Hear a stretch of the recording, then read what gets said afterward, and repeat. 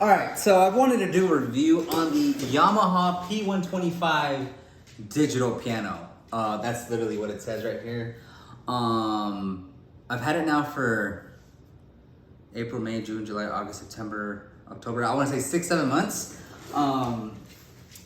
It cost about $800 for just this, or somewhere around there, like $600 to $700, I think, for just the actual piano, and then with the stand and the chair, I think those are like $150 together. It ends up being like close to $1,000. But I think this was actually like $700. Let's just look that up real quick to not, to not spread some bad, some bad information. It's 2021 right now, October. So $700, $699 everywhere. $699, Yamaha P125, 88 key keyboard. I've only had one other keyboard before this, and it was like and I got that maybe like 14 years ago. It was literally like where the keys aren't weighted, so these are weighted. So it's a huge upgrade from what I used to have. I wasn't even really playing. I took like an 8-year break, and I don't really know how to play. Like, this is my third time getting back into the piano. I think probably longer, but like the biggest substantial getting back into it. And I have to say, getting a piano that actually sounds good and feels good, and you're actually that's a chunk of money and an investment. So if you're just gonna get it to sit there, very bad idea. But if you get it and you actually enjoy it, I think it's well worth it. It doesn't, to my knowledge, it doesn't do too much. So it just makes piano sounds, and then it has a couple other options. So piano, electric piano, organ, vibraphone, strings, and then it has some kind of bass button. I don't really know what that means. And then if you press the piano button if it's on piano and you push it again, so this is the sound. But if you push piano again, it gives you variation 1, then variation 2, variation 3. So it sounds like slightly different. So it's kind of cool because you can make different sounds with the piano, but it's it's still a piano sound. And you can do the same thing with the electric piano.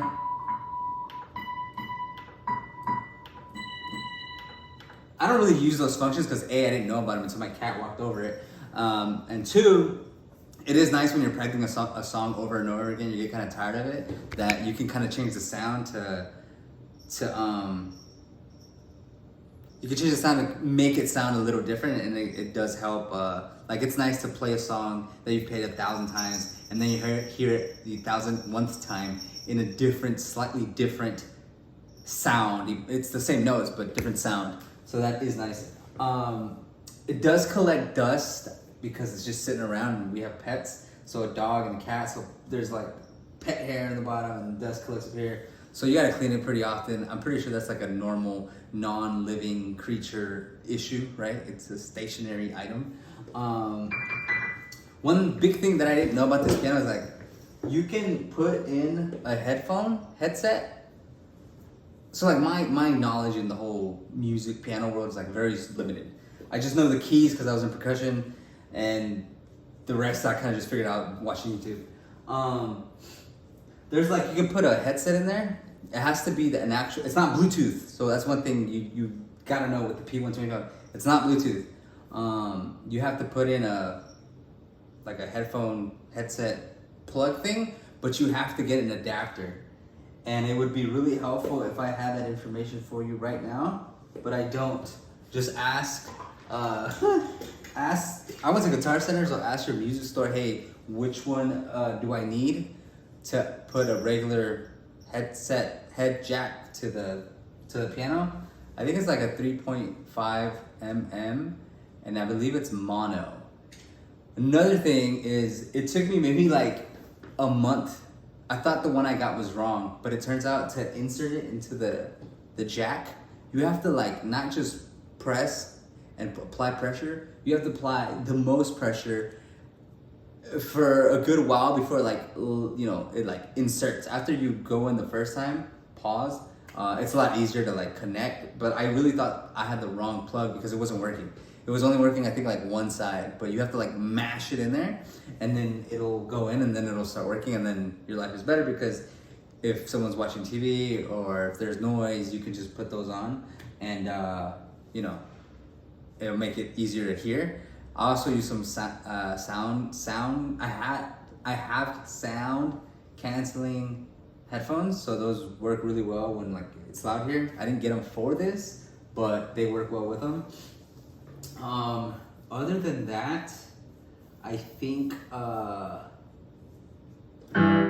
personally, like I said, I don't. This is the highest level of a piano that I've played. So anything better than this, I wouldn't know how to compare and contrast it to. But I can compare and contrast to the first digital piano I ever had, which was literally $100 from like, was it Walmart or Academy, or it was like some store, bogus store.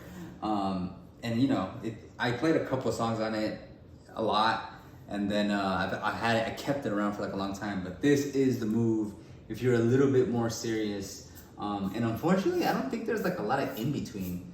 Like I looked at, when I went to the store, I only wanted to spend like $500, but then like everything you got for $500 was like, well, I don't want that because it's barely better than what I had before. Like the whole weight thing is a big deal to me, because you can, you know, you can make it sound. You can make it sound like, you know, you can put force and it reacts as if it was a real piano, although we know it's not.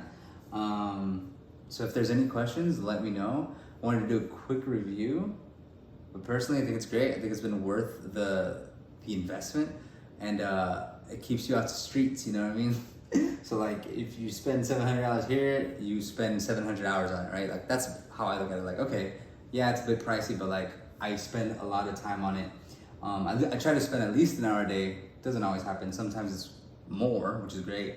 Sometimes it's not even at all. But for the most part, on a weekly basis, I'm on this thing, and that is satisfying. So if you have any questions, let me know.